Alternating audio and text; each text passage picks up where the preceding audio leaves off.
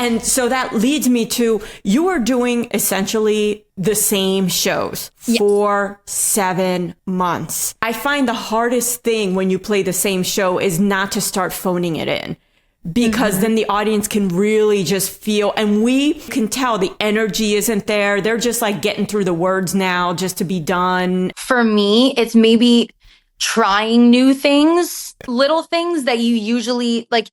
Each show, try to make it a little bit something different. Like, okay, I usually do like this kick and then, headbang here, but like, let's change it to like a bump, or like something. Just something to switch it up a little bit. Yeah. Me as a drummer, I'd be like, let me do this fill instead of this fill, just to entertain. It's for me, not for anybody else but me. But I was going to say, sometimes just the outside factors too of, I don't know if this was just a celebrity thing, but we would have musicians who their contracts would end and like the rest of the band would still be there. So we'd have like a new musician in the band. So that would also kind of make you like on your toes, because you're just like, oh, and sometimes obviously they would only get a couple days to learn the full show too. So there would be little mess ups and stuff, but it keeps everybody kind of like, okay, we have to give our A game because we don't know.